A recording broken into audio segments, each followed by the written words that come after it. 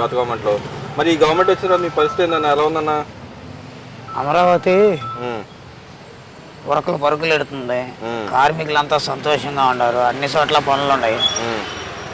కార్మికులకి అన్నా క్యాంటీన్లు ఓపెన్ చేసి 5 రూపాయలకే అన్నం కూడా దొరుకుతుంది.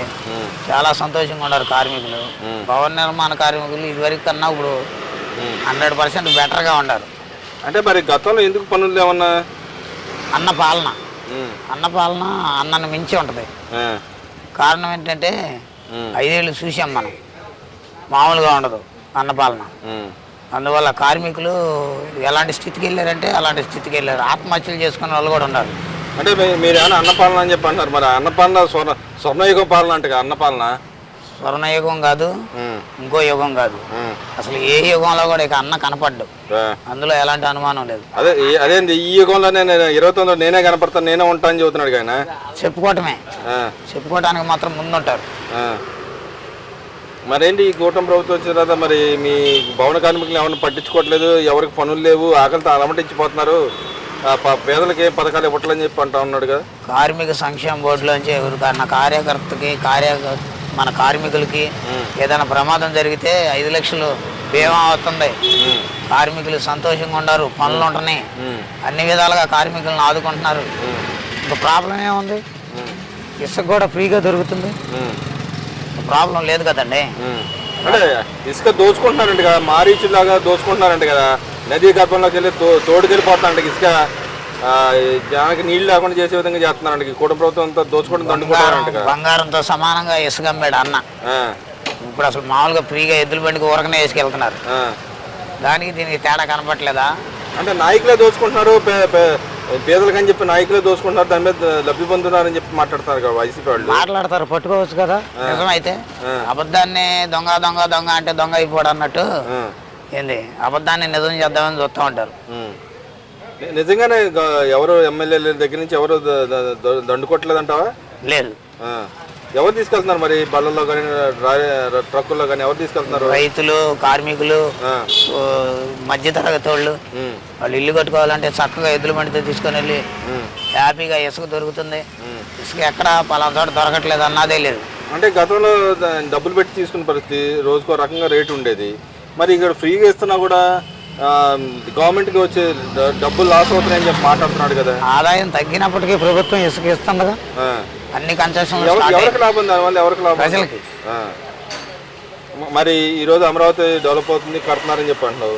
మరి అసలు అంబటి రాంబాబు లాంటి నాయకులను అసలు అమరావతి ఏమీ లేదు, క్యాపిటలే కడతలేదు, ఏమీ లేదు, అక్కడ అంతా అడవే చెట్లు మొలుస్తున్నాయని చెప్పి మళ్ళీ మాట్లాడుతూ ఉన్నారు కదా. వాళ్ళకి మాస్టర్ ప్రింట్, అమరావతి మాస్టర్ ప్రింట్ని తీసుకెళ్ళి వాళ్ళ చేతిలో పెడితే తూర్పు పడమరా తెలియదు వాళ్ళకి. వాళ్ళు మాట్లాడతారు, అసలు ఆ డ్రాయింగ్ కూడా చూసి ఉండరు ఇప్పటికి. గతంలో గ్రాఫిక్స్ అన్నారు వాళ్ళు. గ్రాఫిక్స్ కాదు, ఒకసారి వెళ్ళి చూస్తే కనపడిద్ది. ఆ రోడ్లు, ఆ భవనాలు, అక్కడ జరిగే కార్మికులు, ఎన్ని వేల మంది కార్మికులు కష్టపడుతుంటే అమరావతి డెవలప్ అవుతుంది. అంతమంది కార్మికులు శ్రమ స్పీడ్గా వెళ్తుంది. ఇవాళ చూడాలి వాళ్ళు. అదేంది జగన్మోహన్ రెడ్డి గారికి కడతాన మావిగానే అన్న తక్కువలో అయిపోద్ది, ఇల్లు డబ్బులు వృధా ఖర్చు చేస్తున్నారు, అక్కడ ఉపయోగం లేదని చెప్పి మాట్లాడుతున్నారు కదా. మరి వాళ్ళు మేధావులు అండి. ఎందుకంటే మావి గన్ను పెట్టకుండా మామిడికాయని పెడితే పోయేది.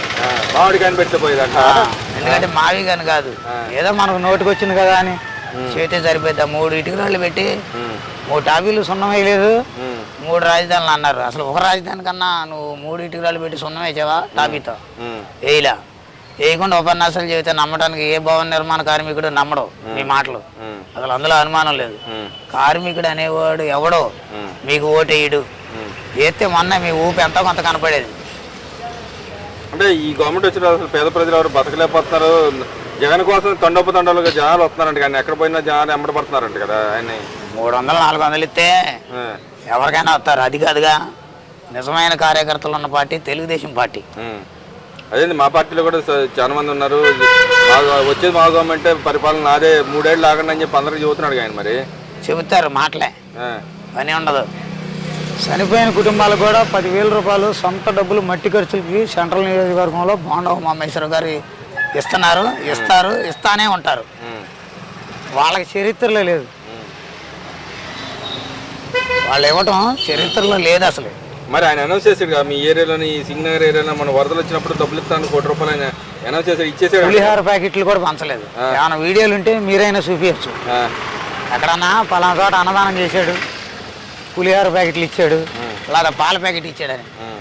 వాటర్ ప్యాకెట్లు 1/2 లీటర్ డబ్బానే వరద తర్వాత ఒకసారి వచ్చినాయి, వరదకు ముందు ఒకసారి వచ్చింది 1/2 లీటర్ డబ్బా. అవి కూడా జనాలు చాలా మంది తీసుకోవాలా.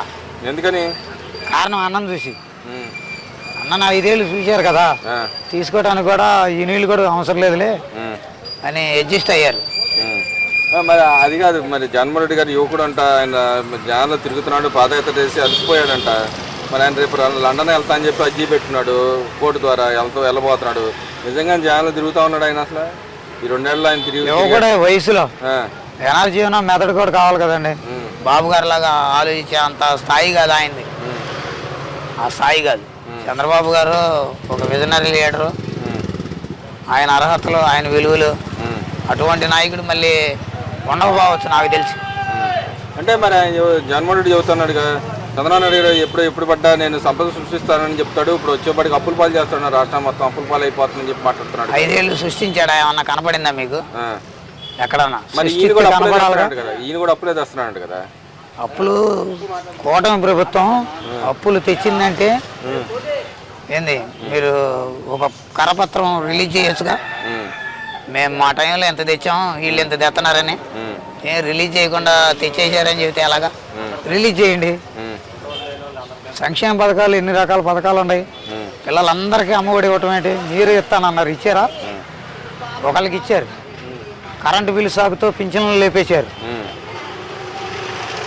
మరి ఈ గవర్నమెంట్ వచ్చిన తర్వాత మీరు కరెంటు బిల్ మీకు పెరిగింది, అంతకుముందు ఎట్లా పెరిగింది? అసలు ఇంకా తగ్గింది.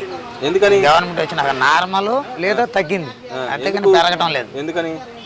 కూటమి ప్రభుత్వం అంతే. ప్రజలు శ్రేయస్సు ప్రభుత్వం ఏదైనా ఉందంటే ఈ టైంలో కూటమి ప్రభుత్వం. మరి సెంట్రల్ గవర్నమెంట్ కొత్తగా సోలార్ది పథకం తీసుకొచ్చింది, ఇంటిని పెట్టుకోమని చెప్పి పేదల కోసం పెట్టుకోమని చెప్పింది. మరి మరి మరి అలాంటి పథకం తీసుకురావడం వల్ల మీకు ఉపయోగం ఉందంటావా? ఉంది కదండి. ప్రభుత్వం మనం ఏమీ కట్టకుండా సోలార్ ఇస్తుంది, లబ్ధి పొందినట్టే కదా. 30-40 సంవత్సరాలు పనిచేసింది అది. తిరిగి వాళ్ళే విద్యుత్ తీసుకొని తిరిగి మనకి అమౌంట్ ఇస్తున్నారంటే లబ్ధి పొందినట్టేగా. దానివల్ల ఉపయోగం ఉందంటావా? చాలా 100% ఉంది. మరి గతంలో ఎందుకు? గతం నుంచి కూడా ఉంది కదా, గత గవర్నమెంట్ లో కూడా ఉంది కదా, ఎందుకని ఇవ్వలేకపోయాడు అంటాడు ఆయన. ఆయన ఇవ్వలేడు, చేయలేడు, అందుకే ఆయన పంపించాంగా. మళ్ళీ లేదు నేను ప్రజల్లో ఉన్నాను, నా 40% వెనక ఉందని చెప్పి అంటా ఉన్నాడు. మరి నేను చూస్తాను 37కి పడిపోయిన పరిస్థితి. ఏందంటారు, ఆయన నిజంగా ప్రజల్లో ఉన్నాడంటావా? ఇప్పుడున్న 11 కూడా భవిష్యత్తులో ఒకటే ఉంటది. అన్న సింగల్ గా ఉంటాడు, సింగల్ గా వస్తాడు. అదే సింహం సింగిల్ లాగా వస్తుంది అంటావా? అంతే, అన్న ఒక్కడే వస్తాడు సింగల్ గా, ఎవరు ఉండరు. అదే నాయకులందరూ ప్రజల్లో మీరు పాలన చేసి చక్కగా పాలిస్తే మిమ్మల్ని నమ్మి ఓట్లు వేసేవాళ్ళు. వేయలేదు కదా, వేయరు కూడా. ఈ గవర్నమెంట్ అసలు అందరిని పీక్కు తింటుందంట. ఆ గవర్నమెంట్ స్వర్ణయుగం నడిచింది, వచ్చేది మా గవర్నమెంట్. రాబోయే 3 ఏళ్ళలో కళ్ళు మూసుకొని వచ్చేస్తాను. మీరు గతంలో బెంచ్ సర్కిల్ దగ్గర కానీ, ప్రకాష్ నగర్ కానీ, కృష్ణలంక కానీ, సత్యనారాయణపురం కానీ కార్మికులు ఉన్న సెంటర్లు ఉన్నాయి కదా, అక్కడికి వెళ్ళి మనం నిలబడితే వాళ్ళ మాటలు ఒకసారి రిప్లై చేసి చూసుకోండి. ఎవరి పాలన బాగుందో ఏంటో తెలిసింది. ఇవాళ వెళ్ళి వీడియో తీయండి. అంతమంది కార్మికులు సెంటర్లో ఉంటున్నారు. పని లేకపోతే కార్మికులు అందరూ సెంటర్లోనే ఉంటారు కదా, ఒకసారి వెళ్ళి ఫోటోలు తీయండి. ఉంటున్నారు పని ఉంటుంది కాబట్టి ఉంటారు కదా సెంటర్లో. పని లేకపోతే ఉంటారు, పని దొరుకుతుందిగా. మరి కల్తీ మధ్య వీళ్ళే తయారీ సముద్రానికి మీ పేద ప్రజలందరూ కల్తీ మద్యం అన్న కల్తీ మద్యం దెబ్బకి చాలా మందికి పెరాలసిస్, పక్షవాతాలు, పెరాలసిస్, హార్ట్ అటాక్ చిన్న చిన్న వయసు వాళ్ళకి. 25 ఏళ్ళకి కూడా పెరాలసిస్ వచ్చిందంటే అన్న పుణ్యం. అది హాస్పిటల్లో చాలామంది ఉంటారు. అప్పుడు రికగ్నైజ్డ్గా లేదు కానీ చాలామంది చిన్న చిన్న వయసు వాళ్ళకి పక్షవాతాలు వచ్చి హాస్పిటల్ పాలయ్యారు, చాలామంది చనిపోయారు. అంటే మరి ఈ కూటమి ప్రభుత్వం అసలు పేదలు ఎవరు విద్యా వైద్యం అందియట్లేదు అంట కదా, వైద్యం కూడా ఆరోగ్యశ్రీ మొత్తం ఎత్తేసిందని చెప్పి అంటున్నాడుగా. ఈరోజు మా సోదరుడికి ఒకళ్ళకి 6-4 లక్షలు సీఎం రిలీఫ్ ఫండ్ పెట్టారు. ఎత్తితే ఎలా వస్తాయి? ఉందిగా, ప్రభుత్వం అందజేస్తుందిగా. తీసేశారని ఎలా చెబుతారు? అంటే ఉచితంగా చేయాల్సిన దానికి మళ్ళీ డబ్బులు గవర్నమెంట్ ఇచ్చేది మామూలుగా ఉచితంగా చెప్పారని అడుగుతున్నారు వాళ్ళు. వాళ్ళు చేశారా ఉచితంగా? వాళ్ళు చేశారంట కదా అన్న, ఆరోగ్యశ్రీ నానే తీసుకొచ్చారంట కదా. ఒక గుండెకాయ ఉడితే సరిపోద్దండి. మనిషికి చాలా అవయవాలు ఉన్నాయి, చాలా ఉన్నాయి కదా మనిషికి. అన్ని భాగాల్లో చేస్తే మీరు సంతోషపడతారు ఆరోగ్యశ్రీ అని. మరి అంటే ఏం లేవంటావా? ఆ టైంలో హార్ట్ అటాక్లకి సంబంధించింది ఆరోగ్యశ్రీ అని పెట్టారు, కొంతమందికి మేలు జరిగింది అంతే. మరి ఈ గవర్నమెంట్ లో మరి ఎవరికి మేలు జరుగుతుంది? అందరికీ మేలు జరుగుతుంది. ఎట్లా జరుగుతుంది అంటావు? సీఎం రిలీఫ్ ఫండ్ తిరిగి అమౌంట్ ఇస్తున్నారు కదా, మేలు జరిగినట్టేగా. అంటే మరి ఎమ్మెల్యే గారు లెటర్ తీసుకోవాలా, దానికి పెద్ద ప్రాసెస్ ఉంది కదా. గతంలో ఏం ప్రాసెస్ లేదు, ఆఫీస్కి వస్తే సాధారణ మనిషి ఆఫీస్కి వస్తే ఉమ్మగారు సంతకం పెడుతున్నారు, వెళ్ళిపోతున్నారు తీసుకొని జరుగుతుంది. ఎన్ని రోజులు వస్తుంది ఆ చెక్? 3 నెలలు 2 నెలల్లో అమౌంట్ రిలీజ్ అవుతుంది. మరి ఈ కూటమి ప్రభుత్వం ఓవరాల్ గా పరిపాలన ఎలా ఉందంటావు? సూపర్ గా ఉంది. మరి ఆయన నేను వస్తాను రాబోయే రోజుల్లో నాదే 3 ఏళ్ళు ఓపిక పట్టిన ఆయన చెబుతున్నాడు. నిద్రపోయి కళ్ళు మూసుకొని కళ్ళు తెరిచేసరికి 3 ఏళ్ళు అయిపోద్ది ఆయనకి. కానీ సంవత్సరానికి 365 రోజులు కదా, అటు కళ్ళు మూసి తెరిచేసరికి అవ్వదు. గోల్డ్ అంత ఉంది, ఇంకా చేయాల్సింది చేసుకుంటూ వస్తున్నారు, చేస్తారు కూడా. మరి మీలాంటి వాళ్ళ కోసం అన్న క్యాంటీన్ పెట్టాను చంద్రబాబు నాయుడు గారు చెబుతున్నారు, పేద ప్రజల కోసం పెట్టాన్నారు. వాళ్ళు ఏమన్నా వైసీపీ వాళ్ళు ఏమన్నా మరి ముష్టి ఎత్తానికి 5 రూపాయలు ముష్టి ఎవడికి కాదు అవసరం లేదు, అక్కడ తింటుంది అందరూ అడుక్కునే వాళ్ళు తప్పితే ఎవడు తింటలేదు, అంబటి రాంబాబు లాంటి నాయకులు కూడా మాట్లాడతారు. నిజంగా దాంట్లో పోయి తినేది వాళ్ళేనంటావా, లేకపోతే అది ఉపయోగపడుతున్నాడో ఉపయోగపడవు అంటావా? అన్ని రకాలుగా అందరికీ మేలు జరుగుతుంది. ఎలా? ఇప్పుడు ఒక కుటుంబం గమకన బయలుదేరింది, చుట్టుపక్కల వాటర్ లేవు, కారులో ఉన్న వాళ్ళు కూడా ఆగి తింటున్నారు. అక్కడ ఉన్న శుభ్రం, పరిశుభ్రత, ఆ భోజనం రుచిగా ఉంటుంది, అన్ని రకాలుగా బాగుంది, సౌకర్యంగా ఉంది. అందరూ అన్ని రకాల వాళ్ళు తింటున్నారు. తినట్లేదు అనుకుంటే ఇప్పుడు ప్రెజెంట్ ఉన్న అన్న క్యాంటీన్లు వీడియోలు తీసి చూసుకోమనండి, కనపడిద్ది. అంటే అడుక్కునే వాళ్ళ కోసం అడుక్కునే వాళ్ళు కూడా ఇక్కడ కించిపరిచే విధంగా మాట్లాడుతున్నారు వాళ్ళు. అంటే అడుక్కునే వాళ్ళు కూడా హీనంగా ఉంటారంటావా, లేకపోతే వాళ్ళు పొట్టకూడి కోసం వచ్చి పొట్ట నింపుకోవడం కూడా? అసలు ఎవరికి అన్నం పెట్టకూడదని కదా ఆయన ఉద్దేశం. ఎవరు? సీఎం గారు, మాజీ సీఎం గారి ఉద్దేశం ఎవరికి అన్నం పెట్టకూడదు, వాళ్ళంతటా వాళ్ళే కష్టపడాలా. ఆయన బాగా బట్టలు నొక్కాడు, అందరికి బట్టలు నొక్కి చాలా మందికి లబ్ధి చేకూర్చాడు. నొక్కాడు. మొన్న ప్రజలందరూ ఆయనకి నొక్కారు. ఎలా బటను? ఎలా నొక్కారంట బటను? పక్క పార్టీ మీద నొక్కారు, అన్న పార్టీ మీద వదిలేసి పక్క పార్టీ మీద నొక్కారు. మరి ప్రజలందరూ కలిసి మోసం చేశారంట ఆయన. అదే కదండి మోసం. మోసం ఏంటంటే అన్న బటన్ నొక్కే అలవాటు ఉంది, అన్న ఫ్యాన్ మీద నొక్కకుండా వేరే పార్టీకి నొక్కేశారు. అదే ప్రజల మోసం. ఆయనకి నొక్కితే బాగుండేది, ఆయన ఆనందం కలిగేది. సరే మరి వచ్చేది నేనే అంటున్నాడు, మరి నువ్వేమన్నా రాదంటున్నావు, దానికి ఎలా చెబుతావు? రాదని ఎలా చెబుతావు? గవర్నమెంట్ రాదంటే ఒక చిరంజీవి గారి సినిమాలో నువ్వు నలుగురికి మెయిల్ చేయి, వాళ్ళు నలుగురికి చేసుకుంటూ వెళ్తారనే సామెత ఉంది. అలా జరిగినాయి సమాజంలో. ఇప్పుడు మా కార్యకర్తలు కూడా ఏం చేస్తారంటే, ఇప్పుడు తెలుగుదేశం అంటే అభిమానం ఉన్న వాళ్ళందరూ తెలుగుదేశంకి వేస్తారు ఓట్లు, అలాగే దాన్ని ఇంప్రూవ్ చేసుకుంటూ వెళ్తాం. అవతల పార్టీల వాళ్ళు కూడా మ్యాక్సిమం వచ్చేసారు, దేంట్లోకి వచ్చేసారు? తెలుగుదేశంలోకి వచ్చేసారు. అదేంది ఆ పార్టీలు 40% ఉన్నారని చెబుతున్నాడు, చెప్పుకుంటారు. ప్రతి కార్యక్రమానికి 100 మంది 1000 మంది పార్టీలోకి వచ్చేస్తున్నారు. నాయకులు కూడా కరువు వచ్చి ఒక డివిజన్ స్థాయిలో కూడా ఒక మైనార్టీ, ఎస్సీ, ఎస్టీ కమిటీలు, నాయకులు ఉంటే రిలీజ్ చేయమనండి. ఈరోజు ఎక్కడ రాష్ట్రం మొత్తం ఏ పార్టీకి? ఇప్పుడు ఉదాహరణకి సెంట్రల్ నియోజకవర్గం తీసుకోండి, వైసీపీ పార్టీలో ప్రతి డివిజన్లో ఎస్సీ, ఎస్టీ, మైనార్టీలు ఆ నాయకులు లిస్ట్ రిలీజ్ చేయమనండి. ఉంటారేమో? ఉండరు, చాలా ఖాళీగా ఉంటాయి. అసలు ముందు మీ జెండా మోయటానికి భవిష్యత్తులో కార్యకర్త కూడా దొరకడం. కారణం మనం చేసిన అభివృద్ధి, మనం చేసిన తెంగర పనులు, మనం చేసిన కళాపోషణ బోల్డ్ అని చెప్పుకుంటూ పోతే గంట అరగంట ప్రోగ్రాంలు. ఈయనే చంపేస్తున్నాడు, పేద ప్రజలందరినీ చంపేస్తుంది ఈయన అండి, చంద్రబాబు నాయుడు గారు అంటగా. చూపిమ్మనండి. గతంలో వీడియోలు తీసుకోండి, బార్లు కాడ, వైన్సులు కాడ ఆడబడితే ఆడ పడిపోయి ఉండేవాళ్ళు వరసగా. ఈరోజు ఎక్కడ చూపించండి. ఇది కల్తీ మధ్యమా? 100 రూపాయల క్వార్టర్ని కూడా 300కి అమ్మారు వాళ్ళు. అదే 100 రూపాయల క్వార్టర్కి ఇస్తామని చెప్పి వాళ్ళ కార్మికులకి కష్టపడ్డాడు కాబట్టి సాయంకాలం కొద్దిగా తాగే అలవాటు ఉంటుంది కాబట్టి 100 రూపాయలకి క్వార్టర్ మధ్యాహ్నం ఇవ్వటం ఈ గవర్నమెంట్ ఇస్తానని చెప్పింది, ఇస్తుంది.